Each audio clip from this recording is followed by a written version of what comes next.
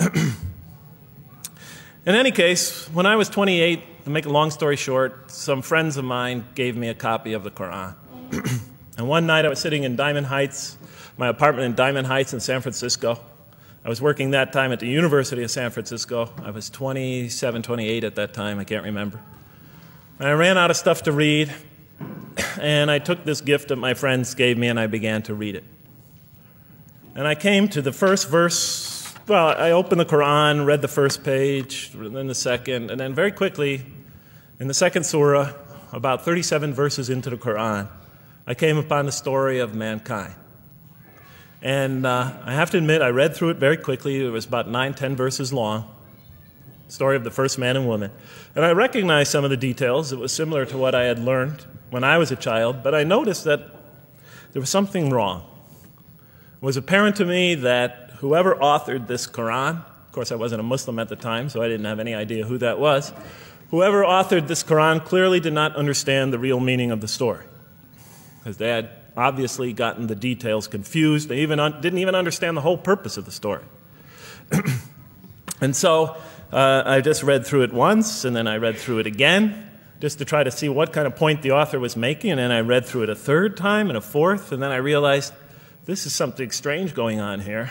I'm going to read this much more carefully. I'm going to need to go through this story line by line, verse by verse, because it's obvious that the author is trying to bring out another point. And I wasn't quite sure what it was, but definitely he packs a lot of meaning into almost every word. And I thought the writer at least seems to have a great measure of brilliance. And so I'll try to sort of take you through what my experience was as quickly as I can. So I came to the 30th verse of the second surah, Surah Al-Baqarah, and it began like this. It said, "Behold, your Lord said to the angels, I am going to place a vicegerent on earth." The Arabic word is khalifa. It means a representative or an emissary of mine. "I am going to place a vicegerent on earth." And they said, the angels said, "Will you place therein one who will spread corruption and shed blood, while we celebrate your praises and glorify your holiness?" And God said, he said, "Truly I know what you do not know." See, that's the verse that hooked me. That's the verse that caught my attention. That's the one that kept on making me read the story again and again and again. Because listen to the way it begins. "Behold, your Lord said to the angels, I am going to place a representative of mine on earth, a vicegerent of mine, an emissary, one who acts on my behalf." I thought, that's not the way it goes. You're not supposed to be placing man on the earth in some positive role, some elective office. You place man on earth as a punishment for his sin. Clearly, I knew the author didn't quite get the point. But still, it was an amazing line. But then I come to the next line, and it says, "And the angels say, will you place therein one who will spread corruption and shed blood, while we celebrate your praises and glorify you?" I looked at it again. I couldn't believe the question. They said, "Will you place therein one who will spread corruption and shed blood, while we, the angels, celebrate your praises and glorify you?" I looked at that and I said, exactly. That would be my question. Why would you create this being, supposedly for some positive role, when he's capable of doing tremendous wrongdoing? When he could spread corruption and shed much blood? Why would you create this violent and pernicious creature when you could create angels? As the angels clearly say, well, we, the angels, celebrate your praises and glorify you. They're asking one of the most fundamental questions in the entire history of religion. Why create you, man, this utterly fallible creature, this creature who could rebel against God's will, who could do such tremendous wrongdoing, who could wreak havoc like no other creature on earth, when you can make them angels? And look where the question is being asked. It's being asked in heaven. It's almost like saying, look, why don't you just make them angels and be up here in heaven with us, you know? Why don't you just make them angels, pop them into heaven, he's fine. Why would you put him on earth where he could feel distant from you, where he can work out his worst criminal tendencies, act them out, feeling somehow independent and apart from you and free to do whatever he wants? when you could just make them angels and put them in heaven and make them perfectly submissive to your will? I looked at that question and said, that's my question. I'm not even a single verse into the story of mankind, and there before me I see my question. That whole question, everything that I ever thought, everything that I ever experienced, everything that I ever knew was in that question. It was as if the author took my life and wanted to pick out exactly the right question to humiliate me, to provoke me, to anger me. Why create man, this most destructive and violent creature, when you could make him angels? And then look at the answer. And he said, God said, truly I know what you do not know. You know, in modern parlance, we would say, I know exactly what I'm doing. I read that and said, what? You know what you do not know? You know exactly what you're doing? Well, please inform me. Tell me what you're doing. Because, you know, I'm 28 years old and I haven't figured out it yet. And I have a lot of issues that I'm still dealing with that's connected to this question. You can't just get off that easy. You can't just tell me you know exactly what you're doing. Not after what I've been through. Not after you made me this way. And then I realized, of course, I was arguing with a God I didn't even believe in. And that would happen several times as I read through the Quran. And sometimes I would just get into so agitated by what I read, I'd start arguing with this voice that I'm reading before me, that's calling to me. So we turn to the next verse. Well, it turns out that the Quran just doesn't dismiss the question. It starts to answer it a little bit. And in the next verse it says, and he taught Adam, God taught Adam, the names of all things. And then he placed them before the angels and said, tell me their names if you are right. So this verse is clearly referring to the previous one. But notice what it says. Now, from my own background, I remember Adam naming things, but it wasn't connected to any answer to any philosophical question. But here, notice what it says. And he taught Adam the names of all things. And I realized already, just from the first verse, you got to read these verses very carefully because it's packed with a lot of symbolism and meaning.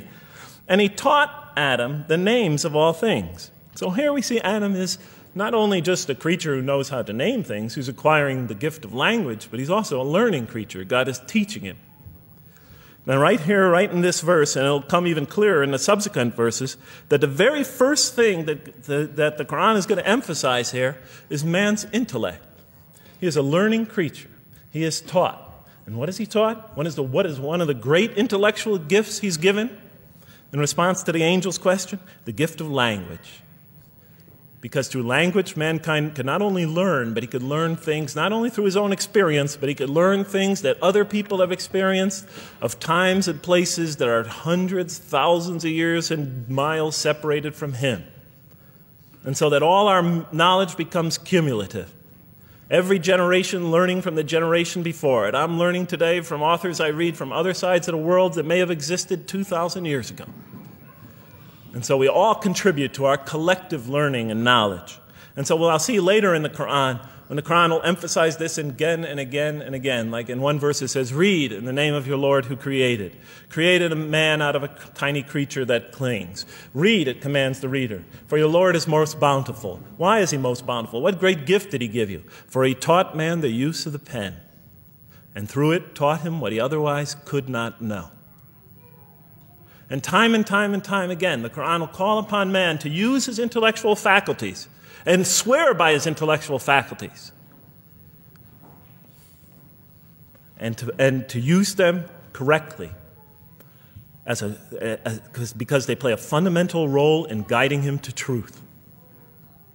I never came upon a scripture that puts so much emphasis on the correct use of our intellectual faculties, on the harnessing of reason, in helping us attain to faith.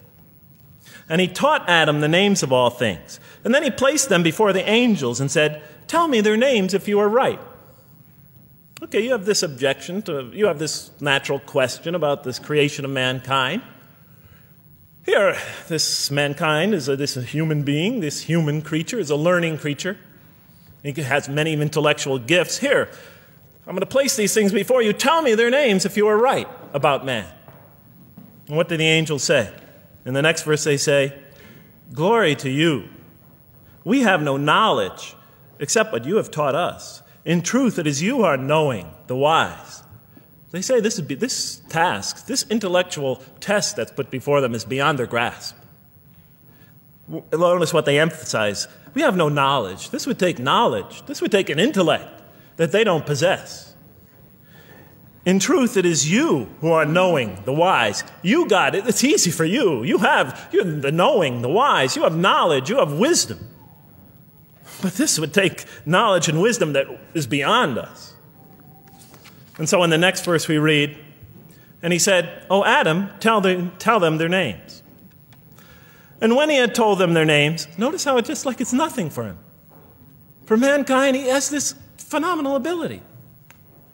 And when he had told them their names, as if it's just a triviality for man, he names them. "O Adam, tell them their names." And when he had told them their names, God said, "Did I not tell you that I know what is unseen in the heavens and the earth? And I know what you reveal and conceal?" And he's clearly going back to the angel's question. Yes, you have these natural concerns about the creation of mankind. Yes, he could do these evil things. But look at this tremendous intellect he has. This is something you have overlooked that you haven't considered. And that's clearly the point of these verses. Even though I felt that the author didn't quite, it was as if I realized that he just didn't misunderstand the story. He was taking one of the great stories in the history of humankind, one of the fundamental greatest stories in the history of mankind, and molding it and using it as a vehicle for an entirely original message. And God said, "Did I not tell you that I know what is unseen in the heavens and the earth? And I know what you reveal and what you conceal?" In other words, didn't I tell you I know exactly what I'm doing? And then in the next, and didn't I not tell you that I know what you reveal and conceal? I looked at that. What question what did they reveal and what did they conceal? What did their question reveal and conceal? I thought about it for a minute. Oh, it's obvious. What did their question reveal? You just go back and look at the question. It revealed the sinful and sinister propensities of man. I mean, it's obvious, right? Why are you all looking at me like that? You're starting to scare me. You're all looking very serious. Am I losing you? Wow. Okay. So, they revealed the sinister and evil propensities of man. But what did their question conceal? And all you have to do is think about it for a minute. Human beings, yes, they could do evil. Yes, they could do wrong. Yes, they could create misery. But they could also do exactly the opposite. They could choose to do evil. They could choose to do tremendous good. They could choose to do tremendous violence. They could choose to show tremendous compassion. They could choose to live by falsehood. They could choose to live by the greatest truths. They could be terribly ugly. They could be terribly beautiful. And up until that point in my life, I, like the angels, that only saw one side of the coin. For the first time when I read that verse, believe it or not, it was an eye-opener for me. I had always been obsessed with the evil potentials of human beings. When I read that verse, I realized that, and I had a great example right in front of me with my own mom, I realized that I had been blinded by only one side of human nature. So we go on to the next verse. "And behold, we said to the angels, bow down to Adam, and they bowed down. But not so Iblis." Iblis is like the father of Satan. Satans, satanic beings, forces, creatures, existences. "He refused and was arrogant. He was of those who reject faith." An interesting statement. "And behold, we said to the angels, bow down to Adam. And they bowed down." Bowing down could symbolize two things. Bowing down could symbolize the superiority or potential superiority of one being over another, and so they bowed down to them. Bowing down could also mean that they serve that creature in some respect. Of course, the Quran says that all beings serve God, all created beings serve God. But this verse seems to be indicating, and the rest of the Quran will make it clear, that these angelic beings, these angelic entities, will serve the development of mankind. We'll even see later that the satanic beings serve the development of mankind. Both forces, angelic and satanic, will serve the development of mankind. Because one will present man with a choice to do the most altruistic things. The other will simultaneously try to influence man in the opposite direction. And so human beings will be moral creatures and will have to make moral decisions. And it's in those moral decisions that they will grow spiritually and morally as human beings. And they'll take that into the next life. And the angelic and the satanic forces will be catalysts for those moral choices that they make. They will heighten the human being's awareness of the rightfulness and the wrongfulness of the choice he's about to make. And the self, the soul, the nafs, as they say in Arabic, will have to make the ultimate choice between good and evil. And that choice, that test will come again and again and again as human beings either grow or decline. And those tests will come again and again and again to try to help him towards his spiritual evolution, to bring him back, but that choice is ultimately ours. But I'm getting ahead of myself. And so we said to the angels, bow down to Adam, and they bowed down. But not so Iblis. Iblis is Satan, this rebellious force, this evil prompter, the one who whispers into the human heart. He comes into being. And with the introduction of Satan, we have the introduction of evil, that evil influences on human beings. And notice why Iblis does not bow down. He refuses because he was arrogant. You know, we often hear what's the root of all evil? In the West, it's always money, greed, etc. Here the Quran says that, seems to be saying that the root of all evil is not always material wants. It's not always money, it's not always greed. At the heart of evil is arrogance. Putting yourself above all others. Of assigning to yourself special priority and neglecting the rights of others. Of pride and arrogance and envy, the source of evil. He was of those who reject faith. I looked at that verse and I said, okay, I get why you would create angels to sort of influence man in a positive direction. But why in this story now are you introducing Satan? What sort of role was Satan play? And then, of course, you just think about it for a minute and you say, yes. The story is telling us that on one hand, we have these magnanimous urgings come from one direction. On the other hand, we have these satanic urgings coming from another direction. In other words, the Quran is telling us that man is not only a learning creature, but he's a moral creature. He has understanding of right and wrong. And God infuses those, allows those influences to come to him. Man is not only an intelligent being, but a moral being. And we said in the next verse, O Adam, dwell you and your spouse in the garden, and eat freely thereof what you wish, and eat freely thereof what you wish. But come not near this tree, for then you will be among the wrongdoers. I looked at this verse and I was, starting to wonder if the author was drifting back to the old story again. I was confused. And we said, O Adam, dwell you and your spouse in the garden, and eat freely thereof what you wish, but come not near this tree, for you will be among the wrongdoers. I thought it was drifting back to the old story. Man sins, man's punished for his sins with earthly life. Maybe the author is drifting, he had a good idea, and now he's drifting back to the sort of traditional story. Maybe he couldn't make his mind up what story he wanted. Except for a couple things about this verse, and this happened with almost every verse as I read through it, is that the whole tenor of the passage is sort of not what you would expect. I noticed that the Quran in this story has a tremendous penchant for understating things. Because it says, and said to Adam, dwell you and your spouse in the garden, and eat freely thereof what you wish, to Adam and his spouse. But come not near this tree, for you will be among the wrongdoers. There's no sense of God being threatened by the possibility of man eating from the tree. In this story, we don't see in this verse, we don't see that God is nervous at the prospect, that he's threatened by the prospect, that he's anxious about it. The tree that he picks, it seems like he's just picking out any tree. Nothing special about the tree. go not near this tree, for you will be among the wrongdoers. Satan will later come to him and tell him it's a tree of eternal life, of a kingdom that never decays. Turns out to be a complete falsehood in his part. Nothing special about the tree. It's just a tree. God's not nervous at the prospect at all. You know, in the tradition that I came from, God is threatened by the prospect. He has to put an angel with a fiery sword by to protect the tree so that mankind never goes next to it again. I'm not putting it down. I'm just pointing out the difference of the story. They're both beautifully told.